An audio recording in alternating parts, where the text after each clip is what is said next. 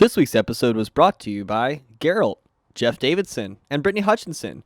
If you too would like to support the show, get your tarot cards read, and maybe even learn how to read tarot yourself, slippy head on over to www.patreon.com/thewholerabbit, where for just $5 you can get all the shows in their full extended length, bonus, members-only episodes each month, original, high-resolution artwork from our Instagram, and access to our secret Discord server, where the study of esoteric concepts and unbarred secret Illuminati spy conversations rage incessantly by the fire of the Dark Lord Lucifer himself. If that sounds fun, check out www.patreon.com/thewholerabbit, where you can get the entire 3-hour Redux episode of this show you are listening to now. As usual, I tend to get a little bit too into what I'm studying and found myself very much empty, regretful, a loathsome nobody, who had still scorned himself from his best friend growing up, his partners on the podcast, Queen Bee and Abe, his twin flame and quarantine queen, Princess Leia, the one who opened the doors to my heart. They had the authorities check on me, tanked whatever comfy communication I had with my ex-wife, got kicked out of my place, and exposed myself as an unhinged loony to the world. I sincerely hope you're still enjoying the show, so smear on that camouflage paint, and let's get underway.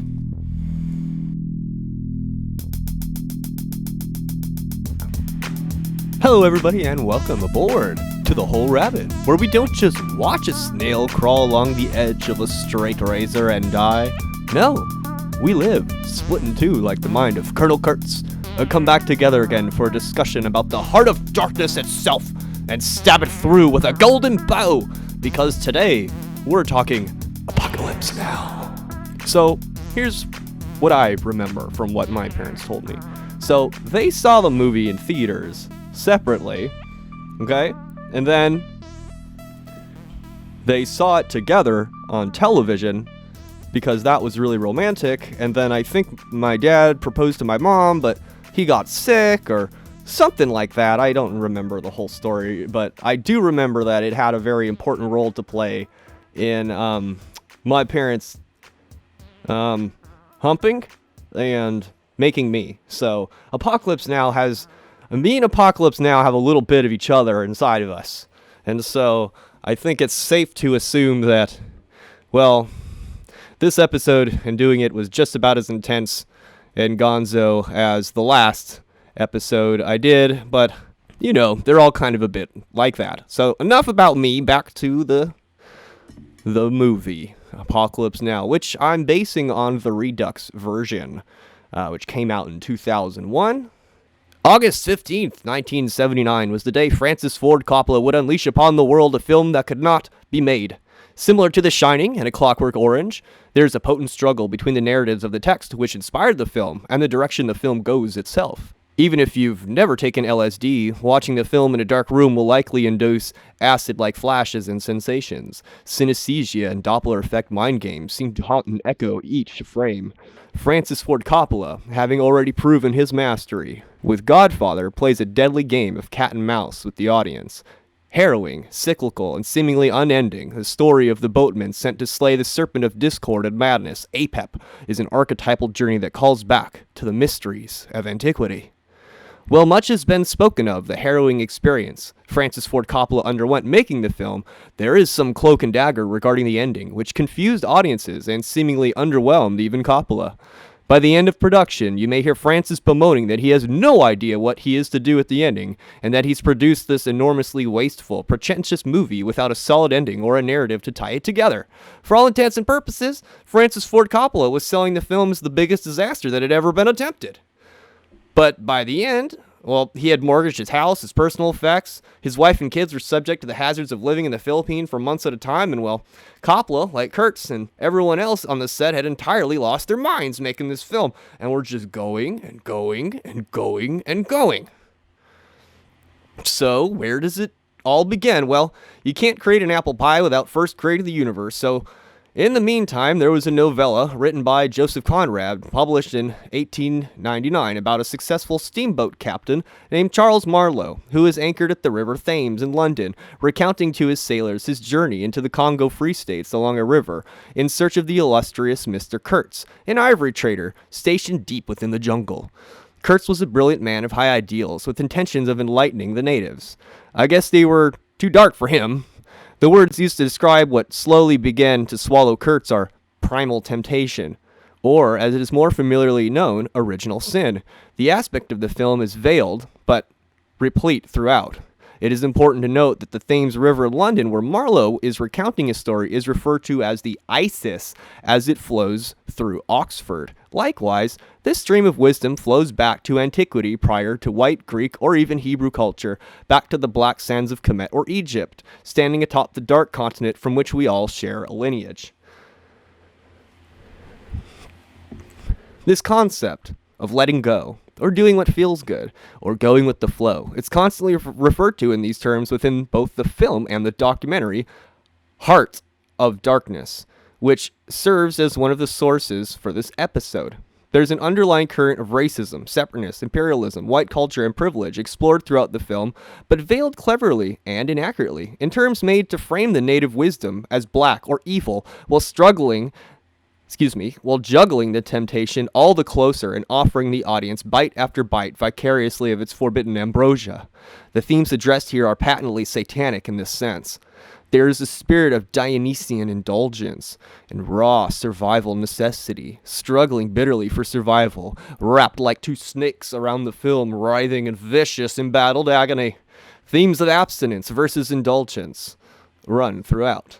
And maybe now it would be good to take a little bit of a break and take a look at the classics, which I don't believe we've introduced quite yet, and if we have, we will now. We're going to take a look into The Golden Bow by Fraser. I don't know if he has a first or last name, but maybe it's the same first and last name.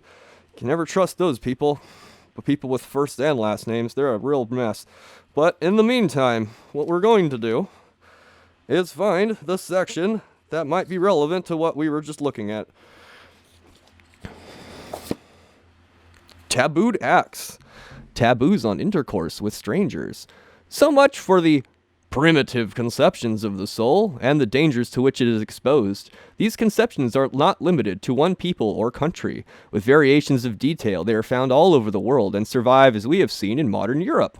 Beliefs so deep-seated and so widespread must necessarily have contributed to the shape and mold in which the early kingship was cast, for if every person was at such pains to save his own soul from the perils which threatened it on so many sides, how much more carefully must he have been guarded upon whose life hung the welfare and even the existence of the whole people, and whom therefore it was common interest of all to preserve. Therefore, we should expect to find the king's life protected by a system of precautions or safeguards, still more numerous and minute than those whose in primitive society every man adopts for the safety of his own soul. Now, in point of fact, of the life of the early kings is regulated, as we have seen and shall more fully presently, by the very exact code of rules. May we not then conjecture that these rules are in fact the very safeguards which we should expect to find adopted for the protection of the king's life? An examination of the rules themselves confirms this conjecture. For from it appears that some of the rules observed by the kings are identical with those observed by primitive persons out of regard for the safety of their souls, and even those which seem peculiar to the king. Many, if not all, are most readily explained by the hypothesis that they are nothing but safeguards or lifeguards of the king. I will now enumerate some of these royal rules or taboos. So we could talk more about that later if we'd like. I'll put a bookmark there.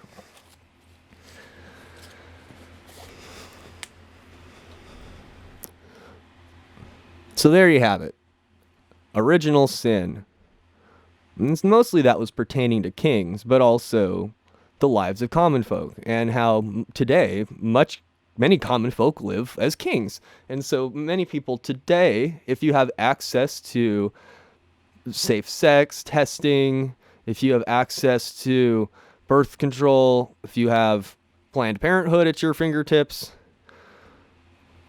or some other thing, then maybe you have the similar safeguards and protections that maybe even ancient king might, or just be carrying out the customs that certain people in place. You get the idea. So Orson Welles originally wanted to adapt The Heart of Darkness to a screenplay, but the studio basically said, "No, that's too expensive. and he made Citizen Kane instead. John Milius took up the task of adapting Heart of Darkness to a screenplay because he had heard that it had tanked Orson Welles and others. Basically, when he was in film school, they were like, okay, listen, nobody can make Heart of Darkness into a screenplay. And he was like, that is the dumbest thing you could say to an early film student. So that's like the first thing he did. And, well, here we are. In 1969, Coppola founded the American Zoetrope, a filmmaking organization outside of Hollywood, supposedly. I don't know a great deal about film history, but I can appreciate how difficult it can be for directors who must rely on so many others to get the job done to have control ultimately over what gets made. There were many times in the film I found myself saying, how do you even make something like this? How is this even possible? But it exposes itself so rapidly as a flower that never stops blossoming. It comes on hard and hits you like a trip. And once you're in the movie, you're in it. And maybe you've heard, but never get out of the boat.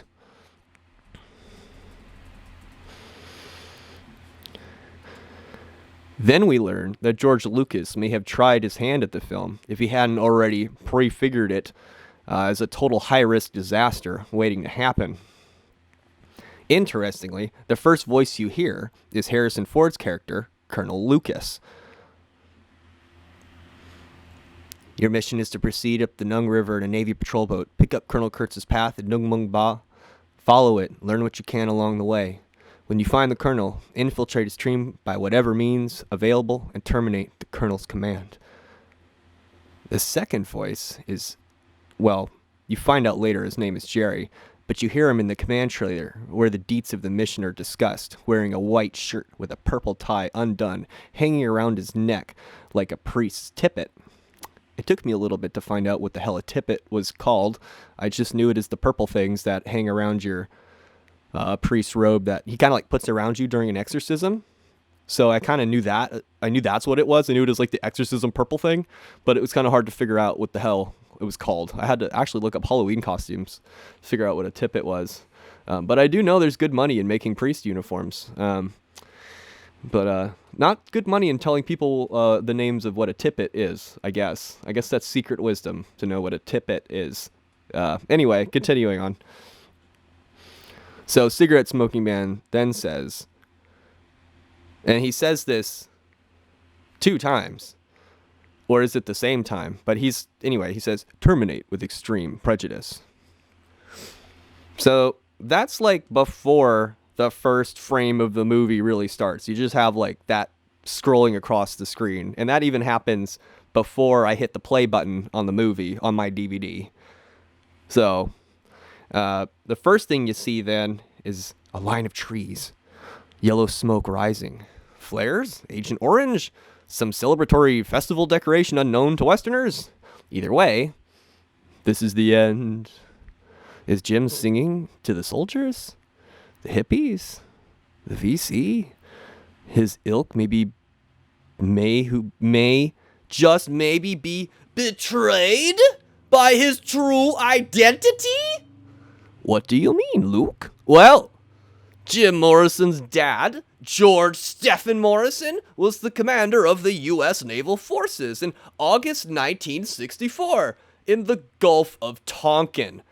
I'm not sure what that has to do with the Vietnam War, but I think it had something to do with the escalation of our involvement there. I don't really know. I just know I was raised by a Vietnam vet who told me that he was there fighting for the life of his fellow people that were there, and many people there, I don't know, he was one of the very strange few that stayed sober while he was in Vietnam, and I think it played a role in his survival.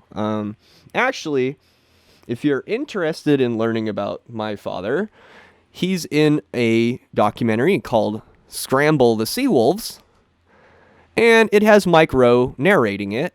You just go to Google and type in Scramble the Seawolves, and you should be able to find it. He appears in the section PTSD, and he speaks very lucidly and soberly about his experiences in the film. From what I understand, he did 2 tours with the most highly decorated naval attack air squadron in U.S. history. And he survived, made it back alive, and somehow made love to a very beautiful woman, my mom, who still in her 70s is breathtaking and gorgeous, and a very lovely woman to know. And so is my father. He's not a woman, but he is wonderful to know. I'm very grateful that they chose this film to hump over, because it really helped make me who I was. And I have my father to thank for a lot of things, and my mother to thank for a lot of things, and I don't really thank them enough. And they've done so much for me, and my family has done so much for me, and the listeners do so much for me, and even the people I've pushed out of my life. And I didn't mean to push out of my life, because I think I might have borderline personality disorder, and probably OCD, and probably depression, and probably PTSD, because I wasn't really meant to be born. I mean, nobody really is. You basically win this crazy race as a little spermatozoon entering the egg. And that's, I mean, everyone who's here has won an incredible race that really, statistically speaking, they shouldn't have. And then all the races that the people had to run in order to get their jollies off and, you know, make a kiddo, well, that also is a race that not everyone completes. And so there's a little bit of a drive within all of us to complete that race against all rational and practical consideration. And so it can prove to be a challenge for each and every one of us, regardless of our nationality, sexuality, personality, sunshineality, whatever. Let's just make up words as we go, because that's how you get things done. You just make it up off the tip of your ass, and that's how you find the magic at the end of the rainbow. And if you don't find the magic at the end of the rainbow, you just tell your friends that you did and bury something there, so when they go to verify it, they find something, but they know that you took the best of the treasure, and now you can be trusted that you're holding the big pot of gold that nobody else can know about. But don't tell anybody, because then the gnomes will come and steal it. I'm just talking to myself at this point, but you know, that's what you do when you're on a podcast. You talk to yourself, and especially when you don't have anyone else there to talk to, because you've pushed them all out of your life, because you are the biggest brat in the world ever known to anyone. It has something to do, you know, when I was 3 years old, and this is my fault, I take full responsibility for this. My dog was pooping outside. His name was Frosty. It was a black dog, but I named him Frosty because I was really into Frosty the Snowman at the time, and I thought that would be a great name for a dog, regardless of whatever color it happened to be, you know, because at that age, I was raised on Nickelodeon and by some very progressive, liberal-minded parents who didn't raise me to see color, and so it didn't matter what the dog's color was, it was going to be named Frosty. And even though it wasn't a man either, it was a female dog. A bitch, as you may call it. Well, oh, look, it's Coppola in this scene. He's telling, I have the movie running. He's telling, what's his name? Make it look like you're fighting. Make it look like you're fighting. He's like, are you fucking serious? I was like, why don't you fight? Why don't you make it look like you're fighting? I guess he is. He's fighting the war of a journalist. You know, very difficult fight, especially if you're in Vietnam and, you know, you don't have like embattled stations yet. You just are just running around like a fucking, man, that must have been a really great time, as long as you weren't getting killed, you know. But if, I guess that's part of the threat in the day. Some people are really addicted to the stress, you know. That's really what drives them. It's the stress and the fear that pushes them further along up the river. But sometimes the sight, the ruler, the master, he comes down, and even if he comes down squarely on your shoulders, you know that he's there to support you and save you, and so you carry him bravely. Even if he's Kilgore and bearing the twin sabers of death from above, spraying orange out, announcing the rise of the role of Mercury, which Captain Willard will now take on in his relationship to Kilgore, who represents Apollo, and his surfboard representing, well, we'll get into that because we have a guest, Brendan, who kind of explained this to me as we watched the scene together. Well, there's a lot of Greek stories where stuff is stolen from the gods, but the surfboard, he doesn't do it to benefit anyone. I don't think so. I think it's more selfish. So it's not Promethean in this. That's what you're saying. It's more mercurial, less Promethean. Yeah. So Hermes, or Mercury, he starts out living in a cave. He's the son of a god, but his mother is like more timid, and she wants to live more as a mortal, or she thinks that's their place. But he disagrees, even as a baby. So he goes out. He steals. Technically, I think his brother or his uncle. I could be wrong. Apollo's cattle, which are like divine cattle. And he's very hungry. He wants to eat them, but he doesn't eat them. He instead smokes them and sacrifices them to himself, which gives him the status of a god. So he consumes them as a god instead of consuming them as a human, even though he's very hungry as a human. And that's like one of the steps of his becoming like a full god. Okay, so we can say in that scene that Captain Willard is stealing the fire from the airborne captain, who I can't think of his name at this minute. He's stealing his fire, which represents his will, in order to steal some of that will for himself, to bestow power upon him for his boat crew. So people will listen to him. It's like stealing like a trophy or a symbol that shows your stat, like, because before that guy is really dominating them. So to me, it feels more like a dominance move, which is what Hermes does. Hermes gives himself more of a godhood status by stealing the symbol, which is Apollo's cattle. And in fact, he can't even get the guy to take him to the mouth of the river in the beginning until he starts convincing him with Lance to go surfing. And now that he's got him, to Charlie's point, to the mouth of the river, he can't even get the guy to stop chasing him in the helicopter. So now he's the one who's commanding the other one. So he's literally taken his power from him. Also, that just reminded me, Apollo, after that, does a big hunt for the cattle. He tries to figure out where Hermes went, and he can't find him because Hermes does a bunch of really clever tricks. Apollo is a master tracker, so Hermes is really special that he throws him off by doing stuff like making like a fake footprints out of a bunch of branches that look like nonsense. You can't tell which way he's walking, and he also makes the cattle walk backwards. So like Danny in The Shining. Mm-hmm. So he loses him, just like they lose the commander in the jungle. Wow. So there it is, stealing Apollo's cattle with Brendan. Back to the very first frame of the film, which we haven't even got to yet because,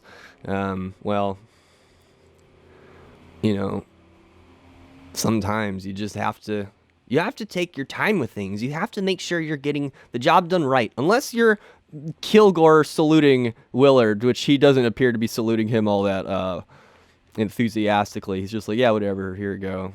But it could just be the actor. I don't really know if he knew exactly. Because here's the thing: is Coppola's like, just be yourself, and just whatever flies.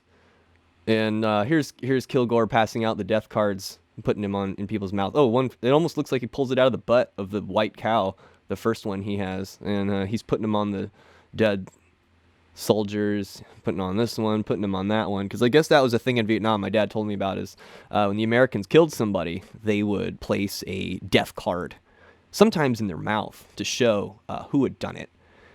And it terrified and frightened the locals. Then presumably there was probably some divinatory purpose in all of that, which, might be known to those who know those sorts of things.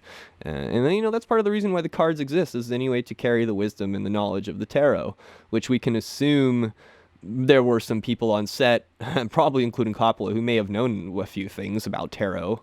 But we don't really know for sure, do we? So there's a line of trees, yellow smoke rising.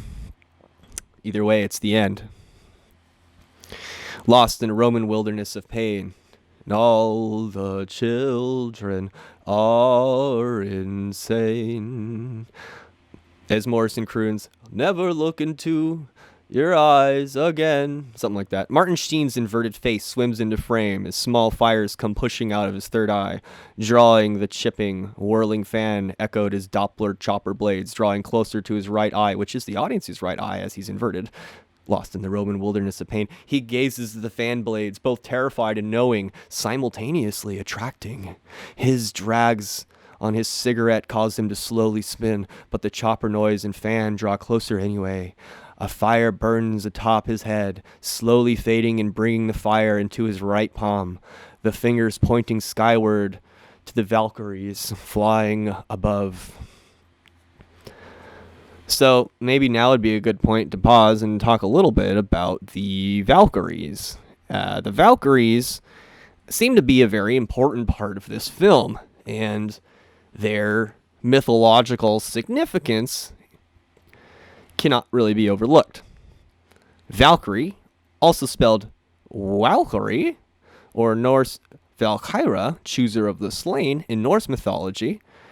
Any group of maidens who served the god Odin and were sent by him to the battlefields to choose the slain who were worthy of a place in Valhalla. These foreboders of war rode the battlefield on horses, wearing helmets and shields. In some accounts, they flew through the air and sea. Some Valkyries had the power to cause the death of the warriors they did not favor. Others, especially heroine Valkyries, guarded the lives and ships of those dear to them.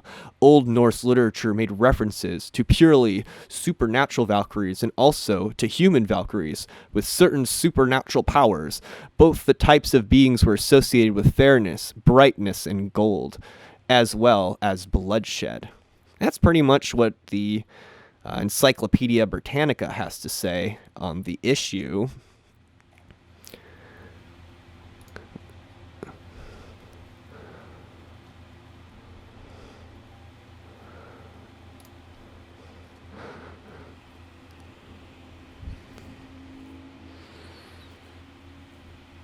So, as the camera pans, an old trusty pistol lies cold and a cigarette is smoking in its stead. After all, happiness is a warm gun. So it's good that he took a drag of the cigarette instead of the drag of the gun. It's hard to know when you're that fucked up, right? I mean, he could have. The other one, we don't really know. And if he did, how would he know? Could this just be the afterlife? Is this a death trip? The Doppler chopper noise returns as the fan blades issue from the trigger guard of the Colt 1911, becoming a sort of chopper itself, but pinned to the white and black speckled ceiling, obscuring the blue sky above, mixing with the cold, flat bed sheets. His eyes glance up quickly. Jim's voice comes over. Summer rain. But instead, all he sees is the empty, orange room. In his mind's eye, he can hear the chopper coming from behind the thinly cracked window blades, going somewhere in the distance. Not quite ready to take him away as he begins to narrate his experience. The fourth voice you hear in the film after Ford, Jerry, and Jim Morrison. This crowns him, Kabbalistically speaking, as Jupiter. He peers at Saigon from the relative safety of his hotel. Ho-ho-ho-tel. With, as far as he knows, only himself to fear within. Nothing above him or around him, alone and narrating to God himself. Who can know such things? So maybe now we will take another pause and take a look at the literature regarding Jupiter, if in fact I can find it in the text, which I do not know because I did not read the entire book, which maybe I should have. Maybe I should have read the entire book before I did this episode, but then it would probably never get done. So, now according to ancient.eu, Jupiter, among the many gods of the Romans, Jupiter, the son of Saturn, was the supreme god associated with thunder, lightning, and storms. The first citizens of who would become what would become Rome, believed that they were watched over by the spirits of their ancestors, and they added a triad of gods to these spirits. These new gods included Mars, the god of war, Quirinus, the defied Romulus, who watched over the people of Rome, and lastly Jupiter, the supreme god. He was Jupiter Elysius, one who brings forth. By the rise of the Republic, Jupiter's identity as the greatest of all gods was firmly established, but two members of the old triad were replaced with Juno, his sister and wife, and Minerva, his daughter. Jupiter's most important title was Jupiter Optimus Maximus, meaning the best and greatest, the goat basically, as signifying his role as father of the gods. So, I said before, who can know such things? Well, maybe Colonel Kurtz, as this is where the shenanigans begin. In Hearts of Darkness, you can hear Francis Ford Coppola saying, I fear making a really shitty, embarrassing, pompous film about an important subject, and I'm doing it. I confront it, I acknowledge it, and I'll tell you straight from the most sincere depths of my heart, this film will not be good. I absolutely can empathize with what he's saying, as I feel very much the same about this episode and every other episode I have ever done.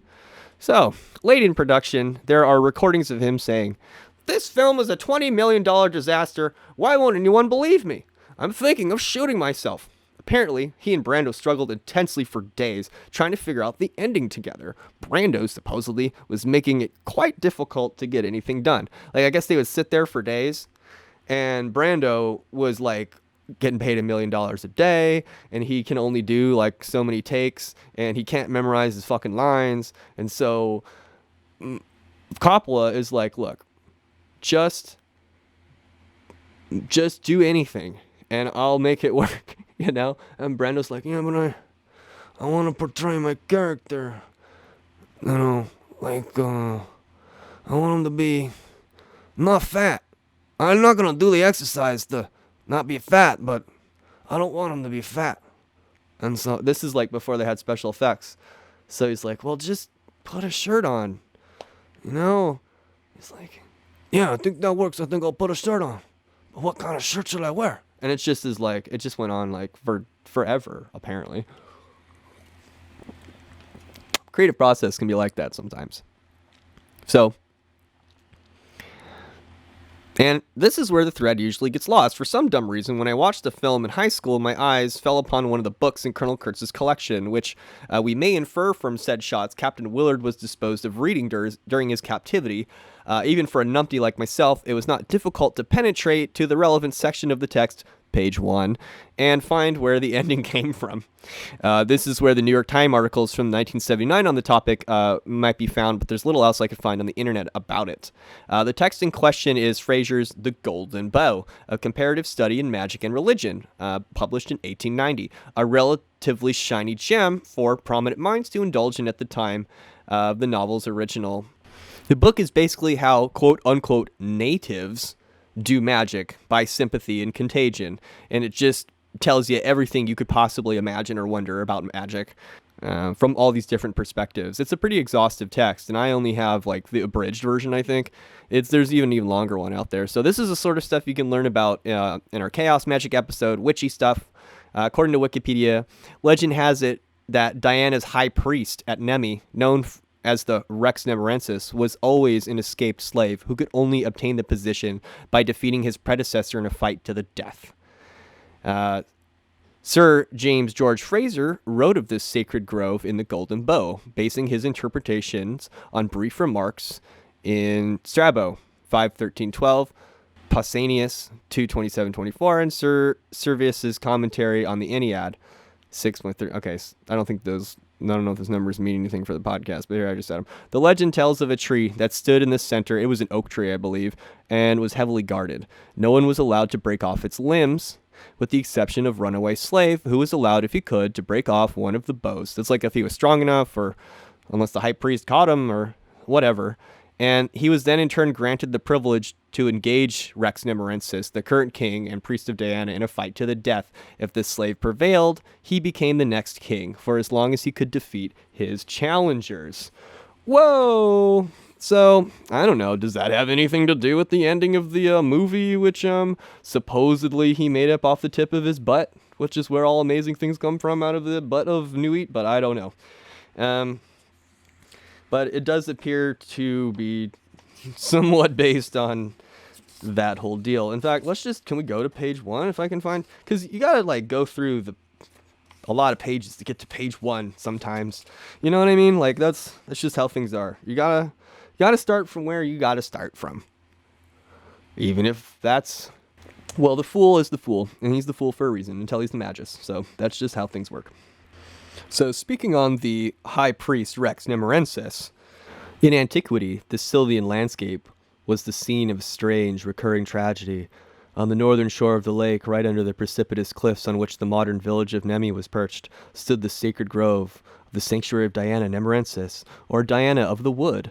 The lake and the grove were sometimes known as the lake and grove of Aricia, but the town of Aricia, the modern La Riccia, was situated about 3 miles off at the foot of the Alban Mount and separated by a steep descent from the lake, which lies in a small crater-like hollow on the mountainside. In this sacred grove, there grows a certain tree around at any time, day or night. The grim figure might be seen to prowl. In his hand he carried drawn sword, and kept peering warily about him as if at any instant he expected to be set upon by an enemy. He was a priest and a murderer, and the main and the man for whom he looked was sooner or later to murder him and hold the priesthood in his stead. Such was the rule of the sanctuary. A candidate for the priesthood could only succeed to office by slaying the priest, and having slain him, he retained office till he was himself slain by the stronger and craftier. The post which he held by this precarious tenure carried with it the title of king, but surely no crowned head ever lay uneasier, or was it visited by more evil dreams than his? For year in and out, the summer and winter, in fair weather and in foul, he had to keep his lonely watch, and whenever he snatched a troubled slumber, it was at the peril of his life. Maybe he drank a lot of coffee, I don't know. The least relaxation of his vigilance, the smallest abatement of his strength of limb or skill of fence put him in jeopardy. Gray hairs might seal his death warrant. To gentle and pious pilgrims, as the shrine, the night of him might well be seen, the darkness, the fair landscape, I'm not reading so good right now, and when the cloud suddenly blots the sun of the bright day, the dreamy blue of Italian skies, the dappled shade of summer wood, and the sparkle of waves in the sun, can have accord but ill with that stern, sinister figure. So, that's from The Golden Bough by Fraser. Can't trust those people with the name, the first and the last name that are both first names. Shit. As he realizes he's still only in Saigon. The yellow rays of the sun draping him as he stares into the blackness of his tiny room. Time passes between shots, and Willard speaks of divorce, a bottle displaying 33 precariously in the nightstand. By the way, Lady of Beer is one of the names of ISIS. Just thought I'd throw that out there. I don't know if 33 has anything to do with ISIS either. I mean, I don't know. Ask a Freemason. I'm not a Freemason. I might be. I might join up at this point. I don't know if they'll accept me. I don't know if I'm really a man. I think I'm like 13 years old, at least psychologically speaking. I think we figured that out in the last episode when I lashed out at all my friends. So that seems to be something that 13-year-olds can do. Anyway, so this is kind of fun. We're watching this scene here with Kilgore. He's flying over the action, and he is much like the Valkyries, which is like the cameras flying over the action, and you have the soldiers screaming like "Help! Help!" and like they decide who lives and who dies. You know, I hope you've been a good soldier, right? I hope you've. So, and then Kilgore comes back down, landing on the shoulders of his soldiers again. But they're happy to see him because he's bringing safety and rescue. But be careful, because the woman who's running up there, well, she's very, very pretty, but you never know. She could actually have in her hat, is that a grid? Oh my God. You know, and my stepdad, Bill, saw some stuff like that, and my father definitely saw some shit and heard some stories, so, out there. And I don't even think they shoot the right woman. They just kind of, or they do. It's hard to know if they shoot the right woman from the helicopter. But anyway, it's like, it's hard to know sometimes. I mean, unless, the more sober you are and the better off your crew is better trained, the better off you are in that regard, I guess. So he's been in the hotel now a week, getting softer. So he squats, staring at his own shadow on the green mat, which may symbolize the jungle. His shadow wedged in between 3 cups, which in the tarot represents celebration, and partying, which Willard fears weakens him and his brothers. The 3 of Cups belongs kabbalistically to the sphere of Binah, Saturn, whose celebratory spirit is both death and healing, intoxicating, dangerous dance of ecstasy. Drinking from Babylon's cup means death, but it also means life. All things born of woman must die. All that lick of the teat of Nuit's breast must also taste the black dirt of the grave.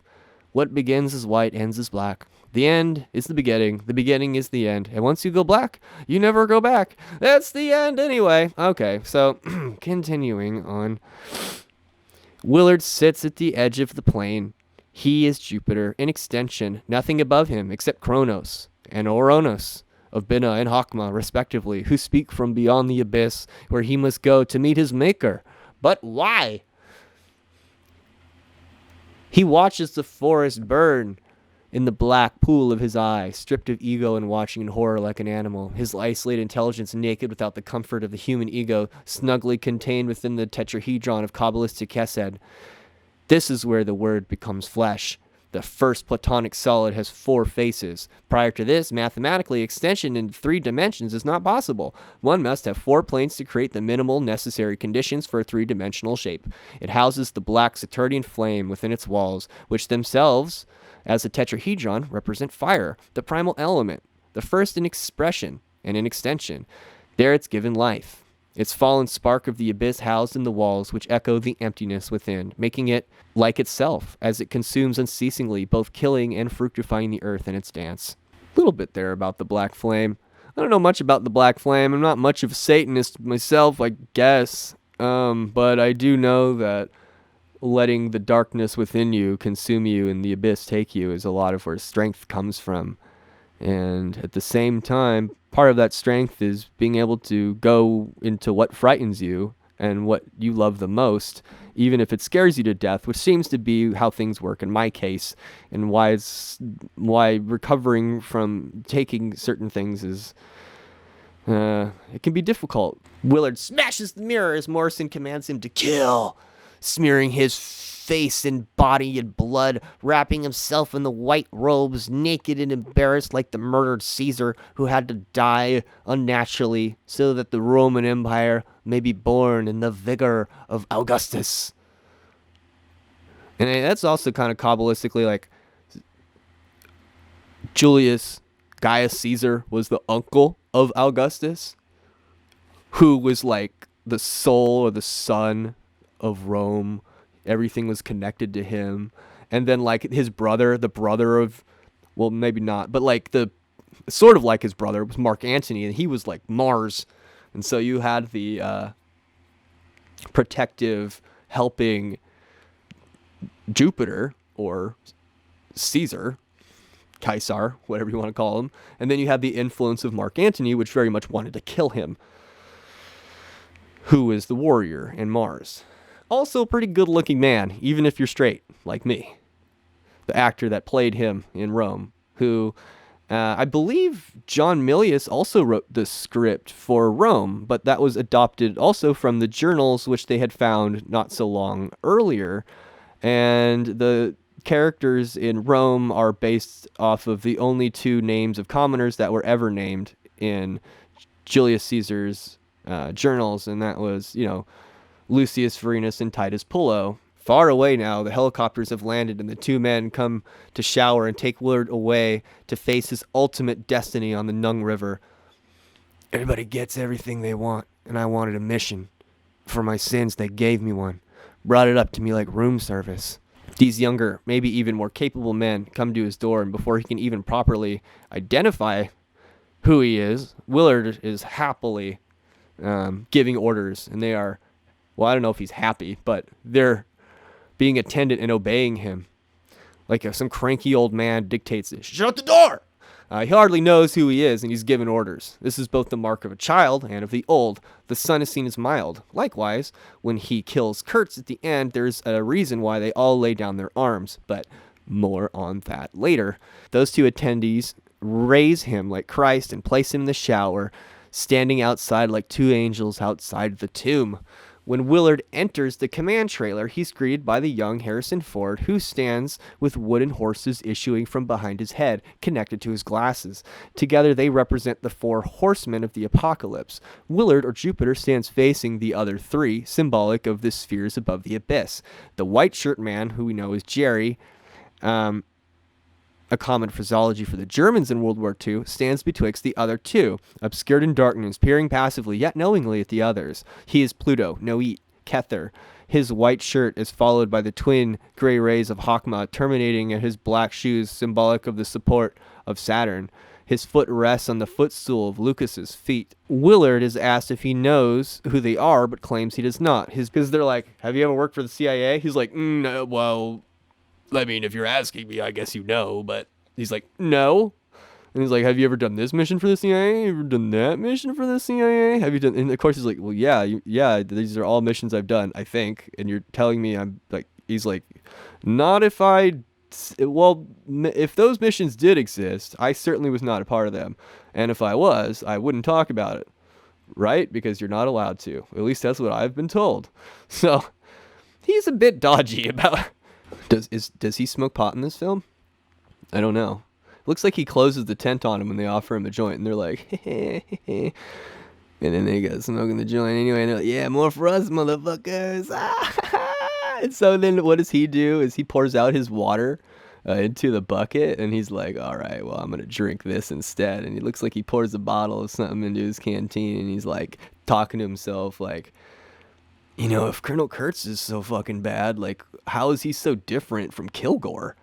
Going after somebody for murder out here is like handing out speeding tickets at the Indy 500, And so he's sitting there contemplating like, well, what's so fucking different about Kurtz, And at this point, he is becoming Mercury, and he has Kilgore's surfboard, and he's becoming the crafty person who hides it. But like I said, we have more on that from Brendan somewhere record, because I watched this scene with him, and he really helped me crack the code on that one. So they sit around a table. Jerry is given a plate of beef to pass around, appropriate as the cow is sacred to new wheat. He serves the plate in his left, piercing the beef with a two-pronged fork with his right. This echoes the purple tie hanging like two violet rays around his white shirt. These color associations are common for Kether and the negative veils of existence in Kabbalah. The serving plate has a gold ring emblematic of the sun, or father, which is being served to eat and nourish the gods above, while the slab of beef represents Kurtz, the cow, which is slaughtered, and he is slaughtered in the end, for the sake of nourishing the people. The shrimp with their eyes looking back probably represent the natives, the ones that he must fear, fish, and consume. Because he says, like, if you eat this shrimp, you will never have to prove your courage in any other way. And he's just like, yeah, I was out fishing on R&R. Like, yeah, I can eat the fish. Like, you fucking serious? So he's to become a fisher of men. So the beef must be killed by force and served in pieces, like Kurt's life is being served in pieces before the men at the table. The files fall on the floor, suggesting the turgid history of the beef.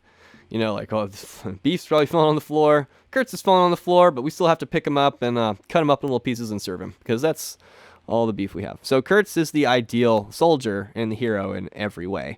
I believe he was probably the inspiration for Big Boss in the Metal Gear Solid series. The motifs seem to be consistent throughout: espionage, infiltration, assassination, family lineage, whose main character is symbolized by a snake, Will, who works alone, Will, and is caught in the cycle of killing or being hunted by the old team, taking command and establishing a military outer heaven, outside the boundaries and scope of political control.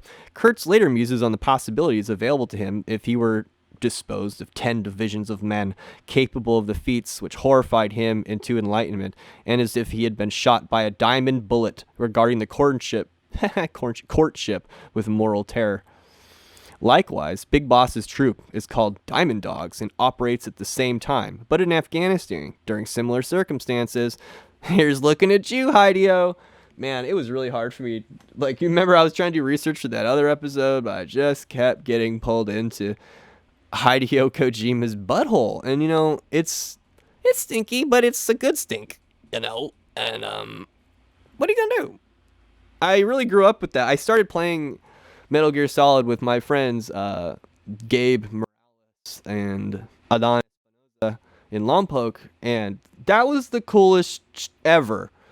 Man, like that game, because I had the Nintendo. I was the kid with the Nintendo 64. I was the only child, but I still had the 64, and it had 4 players, and I definitely had access to at least 4 controllers at all times, just in case I needed to play with my friends. That is why I like having a Switch. It is not because I'm a weeaboo or somebody who just eats soybeans all day. I drink rice milk and coconut milk. So there you have it, folks. I get to play a Switch because that's how things work. And, even though nobody really plays with me, I can see why no one plays with me. It's not that I always have to win. In fact, I'm okay losing sometimes, but I guess it's just maybe I stink or I don't know. People just, sometimes it's hard to play with. I'm an only child, okay? Sometimes it's hard for only children to play with others, okay? Sometimes. This is why I have friends with lots of brothers and sisters that I played with on X Street, where I grew up. I grew up on X Street. It's the street somewhere where I grew up. Anyway, enough talking about me. Let's continue talking about the first frames of the movie. So, in short, Kurtz is accused of having fallen to the long pause, deep inflected dark side of human nature, which has earned him his sentence of being dispatched by Willard by any means necessary. The gaunt Lucas clears his throat. The only horseman not partaking, perhaps disgusted by the food everyone else is eating. I think this might identify him as the horse of famine. I don't know. He's definitely eating less than the others. He's looking pretty skinny.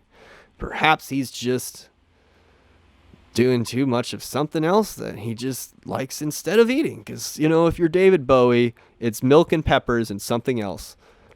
Because that's all you need when you're a genius, supposedly. If you're a thin white duke, I guess. Silver-haired Jerry, who's been silent the entire time, says only, "Terminate with extreme prejudice."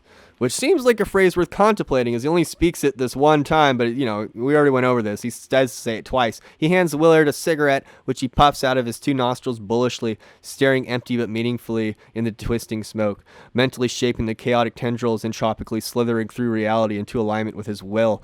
Out of the white shadow, we fade into a wide shot of a hauntingly beautiful green splaying below the choppers. 70s synthesizer blare horror movie music, and the next shot shows what looks like a square agricultural plot of some kind beset by a village running circularly along the coast, suggesting a sports field and likely in this case a field of battle.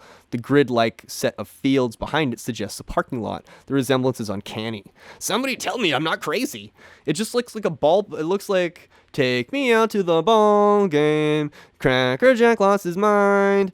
Give him some more and he'll be okay. And if he's not, we don't give a shit anyway. So take me out to the ball game. So he's like Jupiter, the Lord of Hosts, right? Willard muses on how many people he's already killed. 6 he knows for sure. They were close enough to feel their breath, okay? But the 7th is an American, and he feels different about it. This kind of bothers him. In Kabbalah, 7 is associated with the sphere of Netzach, or victory. And the god name of this sphere is Yehovah Tsabaoth, the Lord of Hosts. Likewise, a host is someone who directs the theater and its actors. The Lord of Hosts would also direct all of the hosts of all the theaters. Sounds exciting. So in that way, he's going to kill the Lord of Hosts. It's going to be a 7th kill. But if you watch the movie carefully, his 7th kill is actually the woman on the boat who was taking care of the puppy, because they all kill all those people on that boat. And it's funny because supposedly, according to Coppola, that was something that the team decided on. They were like, look, we want to have you have a scene and you need to decide what happens in it. And so they're like, well, we think what would be best for us would be to have a scene where we kill all these innocent people in the boat. So that's the scene that they have together. That woman makes his 7th kill, according to the film. And so when he kills her, and I have West to thank for this insight. He was going to be on this episode, but he had a men's group, and I just had to excuse me. Sorry, West. I just had to get this done. So Willard contemplates not knowing what to do when he meets Kurtz. What happens when you finally meet the man behind the mirror? What do you do? What do you do? Willard's next scene is asleep on the boat, wrapping himself as Osiris slain, but his fingers are in his armpits. Even though he's laying down, he's also kneeling and blindfolded, like a neophyte being initiated. Like I said, I've never been initiated into a lodge, but from what I understand, there's some kneeling going on, and so something is pulled up, and you have a blindfold on, and they're like, now you must die, or I don't know, something like that. But I know it has to do with being a neophyte. So he's like on the boat, right? He's on the boat now, and he's like undergoing his initiation. And the actor's like 38 too. So, and he's, from what I understand, he's not really in the best shape. He's kind of like a 3 packs a day smoker. He actually has a heart attack during the film. And Coppola's like, nah, man, he didn't have a heart attack. He's just feeling like whatever, dude, it's fine. And then he comes back from having a heart attack, and Coppola's like, yeah, he looks way too good for having a heart attack.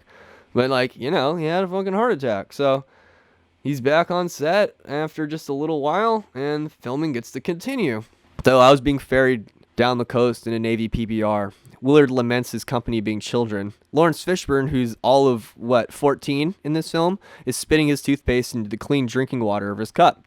The insignia on his arm has some esoteric symbolism going on. Up close, it's a river patrol boat, but if you look, it's still a black diamond with a blue center, not unlike a star sapphire, the stone associated with Kether and in Thelema by way of Mathers in Crowley's Liber 77. It has that association as well. So there's a red V clinching a black diamond beset with a solar yellow background, which matches the toothbrush he's using to scrub the bones in his mouth that we call teeth. We begin as black dust, but through pressure and heat, it can become a diamond because we're carbon-based life forms. And what's carbon? 666, okay? That's the 18 in the insignia. The 5 is Gabura, so 518. And this is represented all in the insignia. You get what I'm trying to say. And that's the insignia that they have. That small boat crew, I guess. Yeah. 518. So that pretty much concludes the notes that I have. And we're pretty much just barely out of Saigon, so to speak, in the film. But I didn't know how many parts this episode should be. I didn't know if I was going to take a week off or ever do the show ever again. I didn't know if I was going to make it this far, but I did the most work that I could, and I was going to have Weston on the show, and we probably could have spoke for a lot longer, back and forth, but working with others is not something that I think I can work well with others. It just, I guess when you're the captain of the boat, you got to do what the boat captain says, no matter who's in charge. Because, I guess I'm just a stinky butthole. But that's okay because I have a shower, which is more than some people have. Some people don't even have buttholes. And those people don't last very long, from what I understand. At least so I've been told. Every magician is a butthole himself. And well, every magician is an ass. At least that's if you listen to Oliver St. John. He'll tell you. I guess he has a new tarot deck coming out, and the ass is going to be the Magis card. So I'm excited to have that deck. I haven't got a new deck in a long time, but I think if I did, it would be that deck next. Because sometimes you just need a new deck, especially if you live in a futuristic society and you can choose whatever deck you want. Because sometimes you're just born with the deck that you have. Unless you're good at changing decks. But not all men know how to change a deck. But there are some women who know how to change a deck. But what are we actually talking about? So, let's all get on deck and make up our own decks. And draw our own decks. I actually helped in a deck once. I did the Ace of Swords and the Chaos Magic Tarot, which was put together by Paul Knott, and he did a fantastic job of that. I don't know if they're available still or not, but I have one.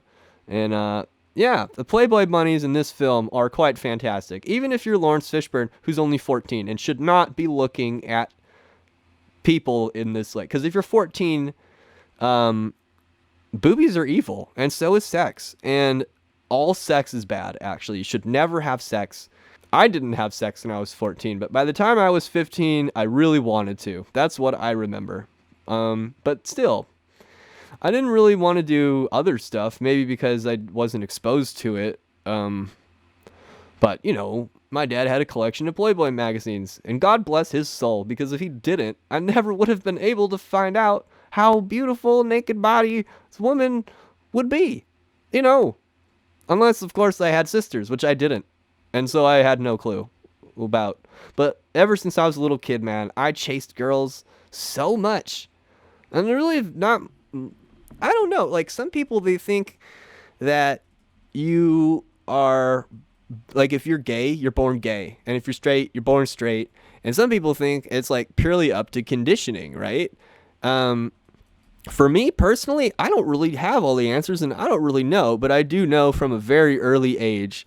I was just obsessed with girls and just chasing them. I remember this girl named Ashley, right, in preschool, and I just chased this girl all over, just crazy about her. It was probably a real problem, okay? And then in kindergarten, I probably already talked about this on the show, but I would play on the Beehive with this girl named Ashley Walcott and Megan. I'm sorry, Megan, I don't remember your last name, but I was like your boyfriend, and we would just hang upside down on the Beehive and pretend to be the Bat Family. And like I said, man, I am just getting hypnotized by these girls on screen right now because I'm near the end of the first DVD.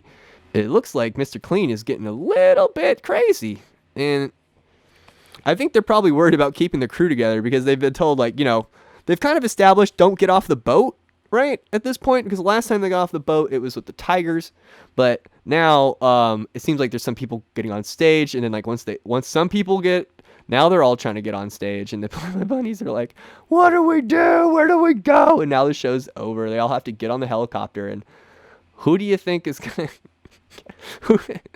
Yeah, sometimes get to the chopper. Get to the chopper. Come with me if you want to live. I would just be on the chopper. I would never have left the chopper. He's like, sorry folks, show's over. And he just throws up the Nixon fingers. Those fingers mean something different if you're a Discordian. Or maybe they don't. Maybe he is a Discordian. It's hard to say. Who is to say who is a Discordian and who is not? I am, because I'm a Discordian pope. And now you are too. Because that is something a pope can do. A pope can make other people popes by laying on hands. And I'm laying my hands on you right now through the radio. And that's okay, because you don't know what my face looks like. I have a face for radio, and you can just assume that when you're laying on my hands are beautiful, like a hand model, but you wouldn't know because you're laying on them unless you have eyes on your butt or your back, which you don't. But if you do, it's probably because you're a Russian gang leader who has tattoos. And, well, I guess a Russian gang leader wouldn't have eyes on his back or his butt, because if you have eyes on your back or your butt, that means you're a bitch of somebody else, and that's why you don't get 2 eyes on your tramp stamp, because if you go to a Russian prison, then you're fucked. And if you're gonna get tattoos in a Russian prison, you're gonna have to go through a bit of an experience to do it, from what I understand. But I don't know, because I've never been to a Russian prison, and that's just something I saw on TV when I was a kid. And it's hard to know what the truth is when you've been educated by the American education system and also the television, which arguably could be one and the same things. But if you're interested about the occult in World War II, they do have some things out there from the History Channel and also the BBC. You can check that stuff out online, I think. If there is still an online, I don't really know. I could just be living in a simulation, experiencing this all as a dream, which seems to be part of my problem with my OCD. Whenever I get really, really, really, really up there, I seem to think that I'm dreaming or that I'm dead, and what I'm experiencing is a bardo. And it can be very confusing and painful for me, because I think that all the decisions that I have to make and all the things that I'm experiencing are a symptom or a delusion of the bardo that I'm in. And if you would like to overcome the paywall that is preventing you from hearing the second half of this episode, please go to www.patreon.com/thewholerabbit, where for just $5, you'll get access to all the shows. You'll get the full show. You'll get them early. You get bonus content every month only for members. That includes high-resolution artwork from our Instagram. I just posted something related to Apocalypse Now. You'll get access to our Discord, and you'll get a bonus sticker. I have to go print out some more, but I'm sending out the ones that I do have now. There's 3 different tiers. The first tier will basically get you all the stuff you just heard about. The second tier costs you a little bit more money, but I'll give you a tarot reading each month. And then for yet a more expensive tier, I will teach you how to read tarot each month. You can check out more details on the Patreon, www.patreon.com/thewholerabbit. If you like the show, go ahead and check it out. A real work of passion for me, and it's what I'm going to continue to do, despite all the things that have happened to me lately. And you know what? I'm just going to stay on that boat, because I feel so passionate about all of our wildlife. Danger, danger, danger. All right, everybody, thank you. Eat carrots, shoot lasers.